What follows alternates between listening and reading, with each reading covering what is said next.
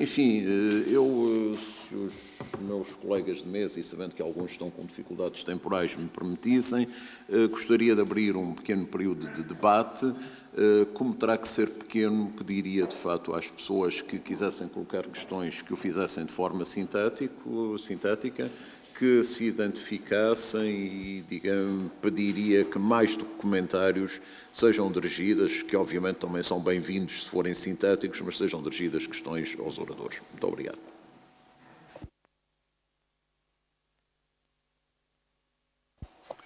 Eu sei que as intervenções foram de tal forma fulgurantes que esmagaram seguramente a assistência, mas seria interessante ter algum pedido de esclarecimento.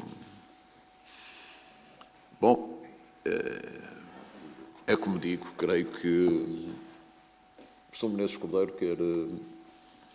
Muito obrigado. Eu aproveito, enquanto não me mandam calar, não propriamente para colocar uma questão, seriam tantas, mas eu tive a preocupação de sintetizar muito a minha intervenção e houve um ponto que eu gostaria de ter dito qualquer coisa e não disse, que tem a ver com as safadezas dos juristas alemães. Não é? Uma vez que eu estive aqui a dizer que o direito alemão é o melhor direito do mundo, não é? E fica a pergunta, mas como é que foram feitas aquelas safadezas? Como é que houve juristas alemães que foram capazes de defender o nazismo? Como é que apareceram as leis rássicas de Nuremberg e outras coisas e por aí fora?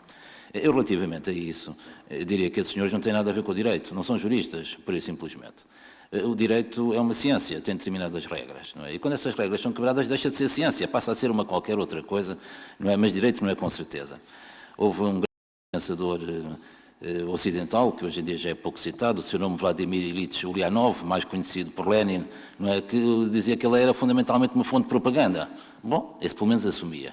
Não é? No caso do fenómeno do Hitler, realmente não tem nada a ver com o direito, aquilo enfim, foi um momento muito triste e o facto de se terem arrogado as vestes sagradas do direito é apenas uma vergonha para eles e não tem nada. Basta ler uma daquelas leis para ver que não tem nada a ver com o direito. E por isso, penso que o direito alemão ou qualquer outro, sai limpo dessa história, saem sim muito sujas as pessoas que fizeram isso e naturalmente a ideologia que o permitiu. Muito obrigado, senhor. Muito obrigado ao professor Menezes Cordeiro. Nós, os juristas presentes nesta sala, ficamos todos mais confortados com esta absolvição e excomunhão dos agentes do mal, que é a expressão adequada. Não sei se o professor Menezes Cordeiro, com mais esta chega, não terá motivado algum pedido. Faz favor.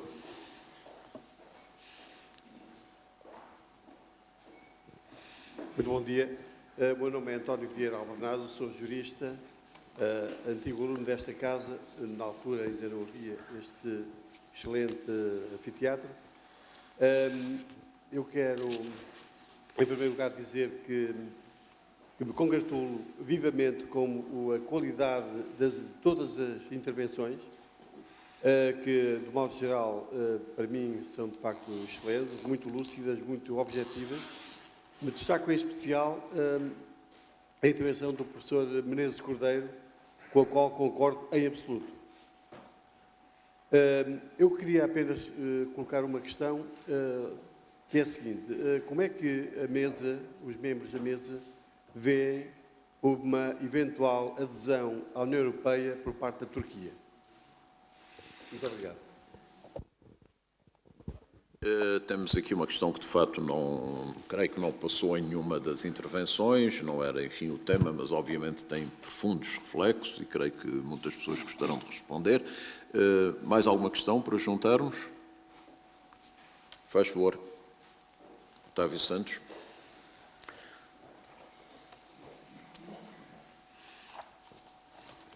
Bom dia. Muito obrigado por tudo o que ouvimos aqui. Eu vou ser muito breve. Meu nome é Otávio Santos e sou reformado do Ministério dos Negócios Estrangeiros e da AICEP. Quando o Sr. Embaixador Seixas da Costa falou da humilhação subida pela Grécia e pela Itália, naquele piscar de olho da Sra. Merkel com o Sr. Sarkozy, eu queria perguntar, pondo a Grécia de parte e sabendo que o Primeiro-Ministro da Itália naquela altura era o Sr. Berlusconi, se hoje poderia acontecer o mesmo com o Matteo Renzi. Que é tudo. Com o Primeiro-Ministro Renzi. Muito obrigado.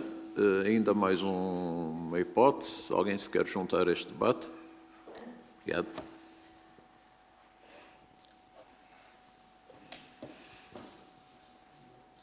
dia, chamo-me Rui Pires, estou ligado à área da energia, inglês Power. Tenho trabalhado para grandes empresas alemãs Norte da Europa, Siemens, E.ON, etc. Eu pergunto, por que razão intervém a Alemanha bastante em força nessas áreas de energia, inclusive com a Rússia, queria que era o maior parceiro comercial. Com licença, só isto. Peço desculpa, houve algumas dificuldades de som. Importa-se de repetir a sua pergunta? Desculpe-me, obrigado. Eu sou da área de energia, Power em inglês, a área base é geofísica.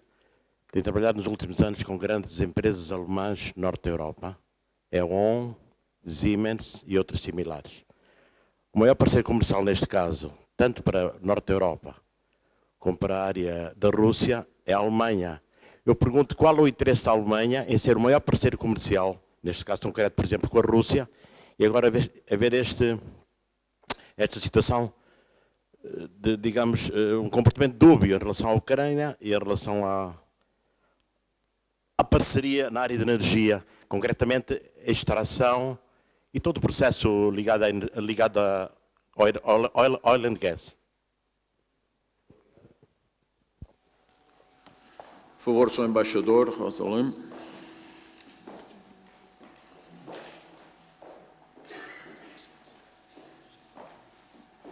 Obrigado.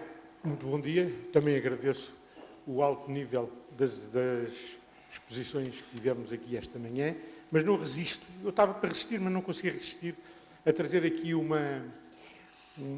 pouco da minha experiência pessoal sobre exatamente a questão Alemanha Europeia ou Europa Alemã. Quando o primeiro-ministro de então foi à Alemanha despedir-se do chanceler Kohl, e eu tive a ocasião de o acompanhar, porque nessa altura exercia as funções de assessor diplomático do primeiro-ministro, em conversa muito restrita e muito pessoal, tanto que não foi possível tirar apontamentos dessa conversa, o chanceler alemão felicitou o primeiro-ministro de então, Cavaco Silva, porque ele podia deixar o poder sem problemas. Ele, Kohl, chanceler Kohl, não podia deixar o poder na Alemanha, entretanto, então, porque ele dizia que estava convencido que o seu país ainda não estava preparado para aceitar uma Alemanha europeia e que havia muita gente na Alemanha que ainda visava uma Europa alemã. E, por outro lado, também dizia que ele, francamente, trocaria 20% do PIB alemão por 20% da alegria da Itália, dos italianos. Eu gostava que a mesa comentasse isso. Obrigado. Muito obrigado, Sr. Embaixador, por recordar aqui, enfim, a faceta mais europeísta do chanceler Kohl e, enfim, sabemos que ele aparentemente não morre de amores pela sucessora. Recentemente publicou um livro que ainda não consegui ler, mas que parece confirmar essa análise. Obrigado por esse depoimento tão vivo. E, sobretudo, essa ideia da alegria do Sul é muito simpática, claramente. Se é que ainda temos alegria, mas isso já é outra história. Sim, senhor. Creio que temos aqui já um conjunto de perguntas. Se de repente ainda houver possibilidade, ainda voltaríamos a uma segunda fase, mas perguntava, talvez por ordem de intervenções, Sr. General, se quereria... Eu, relativamente à adesão à Turquia da União Europeia, eu julgo que isso é uma situação... a leitura que eu fiz foi sempre... Isso é uma situação que será impossível. Porque, como sabem, o critério básico das votações é a demografia e a Alemanha tem tantos habitantes como... A Turquia tem tantos habitantes como a Alemanha, tem à volta de 70 milhões de habitantes. De maneira que não me parece que a Alemanha esteja disponível para ter, digamos assim, um país de fora, digamos assim, do Ocidente tradicional, a mandar tanto como ela. E penso mesmo, relativamente aos outros países europeus tradicionais, digamos assim, que estou a pensar no Reino Unido e na França, na Itália, etc. Portanto, eu julgo que isso foi sempre, a minha leitura foi sempre esta, é que foi sempre uma ambição que foi criada, que foi mantida, mas nunca seria resolvida. Eu acho que agora até há outras razões que eventualmente funcionarão contra a entrada da Turquia na União Europeia, dada a deriva, uma certa deriva islamista da Turquia. Basta lembrarmos ontem aquele discurso que eu ouvi do presidente turco, em que as mulheres não são iguais, são equivalentes aos homens. Isso é uma coisa um bocado curiosa. Quanto à questão se quem foi humilhado, o primeiro-ministro grego foi humilhado, se eu fosse outro ministro, não seria ou reagiria de outra forma. Eu penso que se fosse outro primeiro-ministro, eventualmente poderia reagir de outra forma.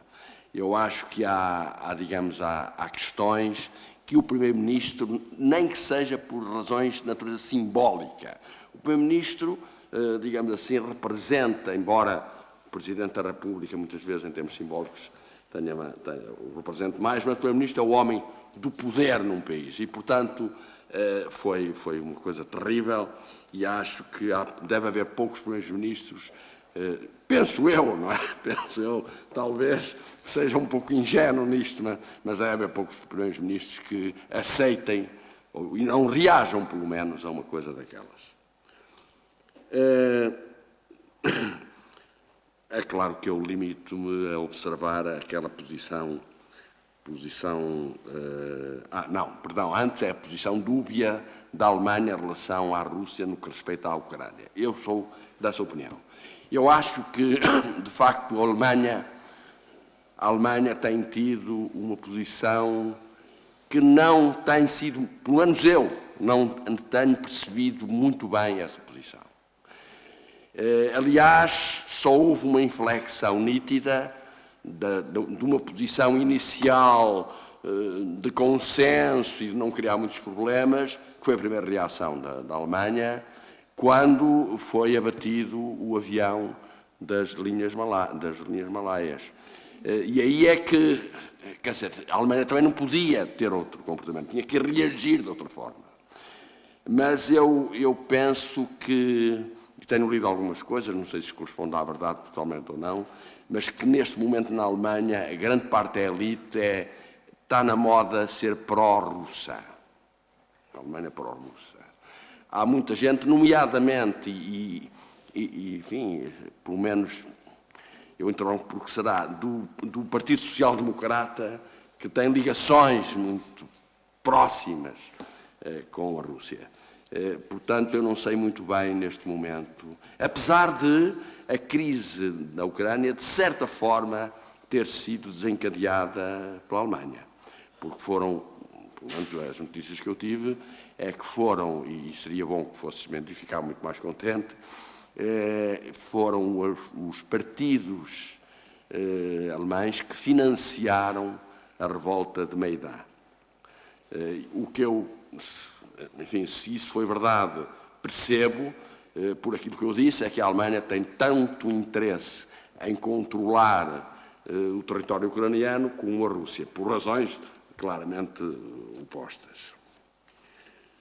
Quanto à questão do Helmut Kohl, eu também tinha um pouco essa impressão, quer dizer, que o Helmut Kohl não olhava para a liderança atual alemã com olhos, enfim, muito positivos.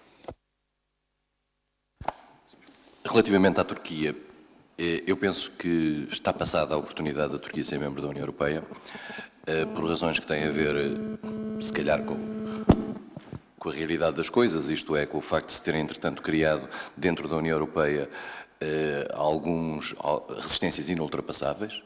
O Sr. General já referiu a necessidade de haver uma votação em todos os Parlamentos Europeus para a entrada de um novo Estado-membro, desequilibraria completamente a União Europeia, nomeadamente o peso que a Turquia ia ter dentro da União Europeia, e há profundas resistências. Eu fui embaixador em França e a França seria quase impossível obter um consenso no Parlamento francês, uma maioria no Parlamento francês favorável à entrada da Turquia.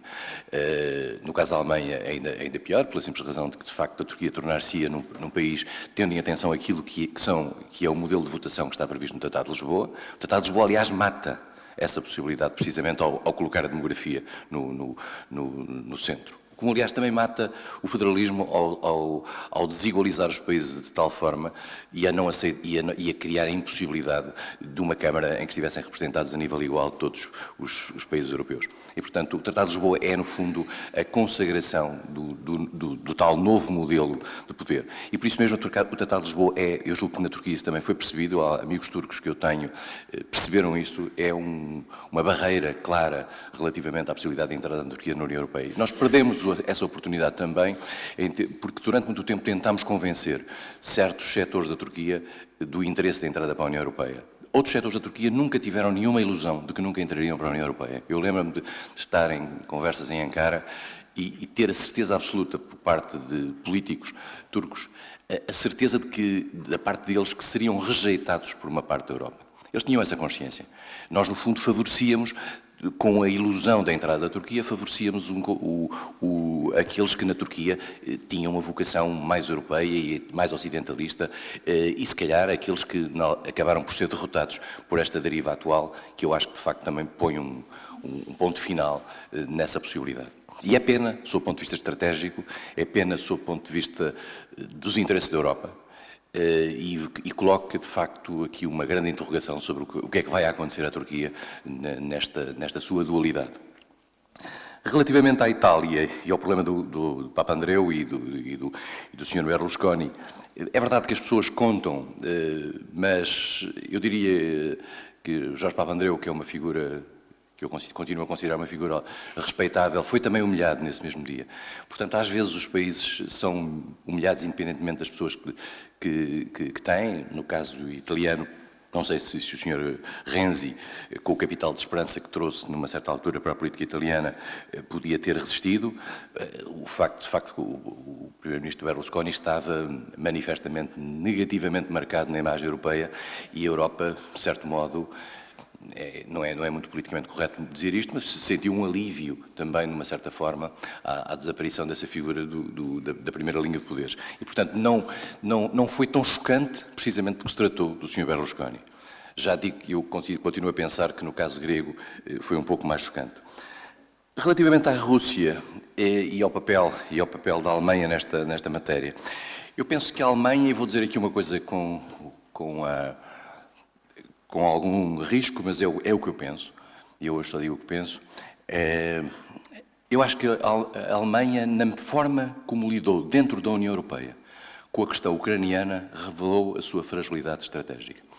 A Alemanha não soube medir o risco do modo como lidou com a questão ucraniana dentro da União Europeia e o modo como se deixou levar por determinadas agendas de tensão com Moscovo e não teve a noção e não foi capaz de ver o que aí vinha ao deixar avançar demasiado determinado tipo de ambições, nomeadamente em termos de desequilíbrio geoestratégico por parte da Ucrânia.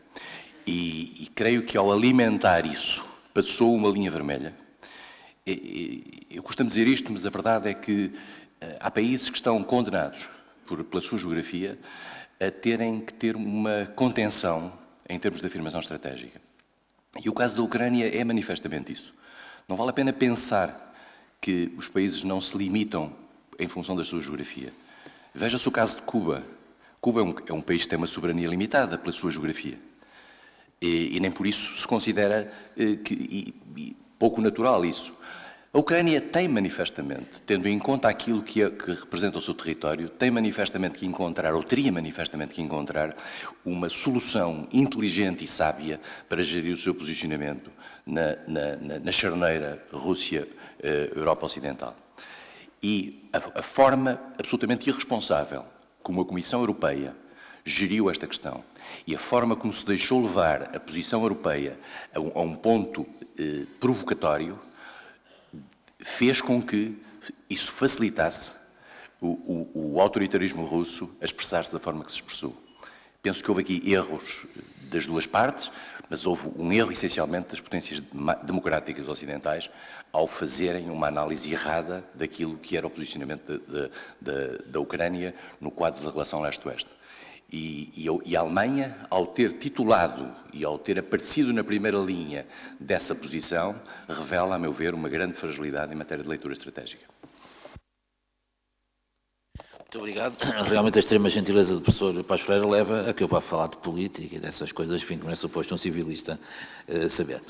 Relativamente à Turquia, eu acompanho o Sr. Embaixador e devo dizer que é uma pena, foi uma pena, por essa oportunidade histórica realmente da União Europeia a mostrar a sua generosidade e a sua capacidade de crescimento por via cultural. As classes universitárias turcas são perfeitamente semelhantes às nossas, não há aqui qualquer restrição. Todavia, aquilo que está a ser feito vai efetivamente precipitar, ou já está a precipitar, a Turquia na Idade Média, e é uma pena, sobretudo para o povo turco, e todos nós ficamos mais pobres. Relativamente à Alemanha, eu queria recordar que a Alemanha tem uma soberania também limitada, não pensem que isto, enfim, é tudo cor-de-rosa, não é? A Alemanha tem uma política externa fundamentalmente restringida pelos Estados Unidos. Por exemplo, esta história das escutas, não é verdade? Pois a chanceler Merkel engoliu isto tudo porque, enfim, ia abrir uma crise com os Estados Unidos, isso era impensável. Os Estados Unidos são os piores políticos que há neste universo. Eles conseguem fazer as neiras de política externa que até um civilista fica admiradíssimo. Esta confusão que vai no Médio Oriente e por aí fora, como é que é possível? Quer dizer, aqueles senhores não têm uma diplomacia coerente, aquilo é tudo errático, têm força militar, utilizam-na, mas para seguir deixam o caos onde quer que intervenham. A figuração que é um erro muito grande este que está a ser cometido de defrontar a Rússia, eu até tinha vergonha de o dizer, mas o embaixador já me ajudou um bocadinho, é muito isso, porque está a precipitar a Rússia também para extremos que não valia a pena. A Rússia não se conquista, já muita gente tentou, desde o Napoleão ao Hitler, ninguém vai conquistar a Rússia, não vale a pena, porque ela tem características muito próprias que a tornam a terra inconquistável, a não ser pela civilização, pelo direito, pela cultura e pelo coração. É isso que era preciso fazer. E isso a Europa tem a obrigação de saber fazer. Não é com sanções e não sei o que caras só prejudicam a nossa desgraçada economia, não é que se consegue fazer ajoelhar a Rússia, como é evidente.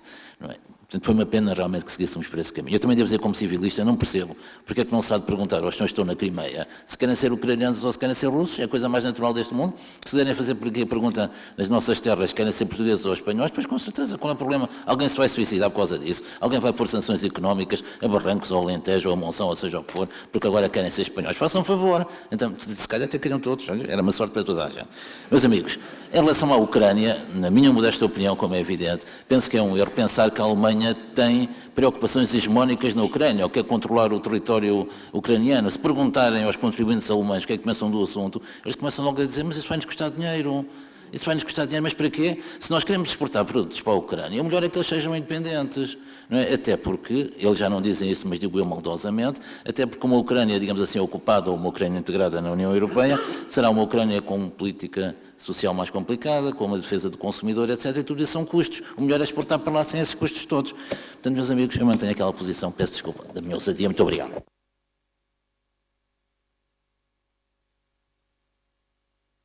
2 ou 3 comentários.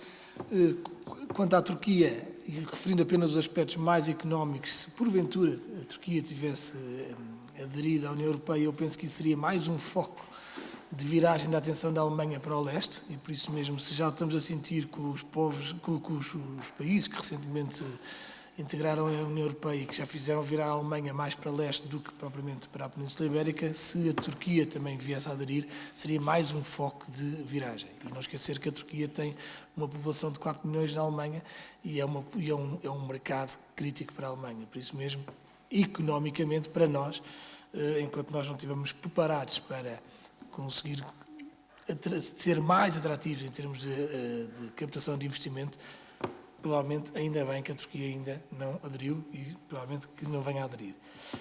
Quanto ao aspecto do coal, eu também diria, só como sugestão, que eu também provavelmente trocaria 20% da nossa velocidade por 20% do PIB alemão. Por isso mesmo, deixar essa proposta, pode ser que seja possível. E quanto à Ucrânia, já aqui foi dito, e eu torno a dizer, ou seja, a Ucrânia e o mercado russo são de crucial importância para a Alemanha. E aqui várias vezes foi referido-se que a Alemanha não tinha plano estratégico ainda definido, ou provavelmente tem-no, mas ainda não o comunicou, e nesse plano não sabemos qual é a relevância do mercado russo face ao mercado europeu e face a outros países, mas seguramente que o mercado russo é estratégico e é relevante para a Alemanha, e por isso mesmo eu acho que não será de esperar posições muito claras de afronta da Alemanha face à Rússia. Obrigado, Sr. Engenheiro. Creio que, enfim, a hora já nos obriga a terminar com este painel. Agradeço de novo as excelentes intervenções. Vamos fazer um intervalo mínimo só para mudar o painel e também para permitir a quem desejar que olhe para a excelente banca que a Bertrand tem ali fora com vários livros sobre temas europeus e afins, ou tomar um café, o que normalmente também é normal, mas pedia-vos que no máximo dentro de 10 minutos pudéssemos recomeçar os trabalhos. Muito obrigado.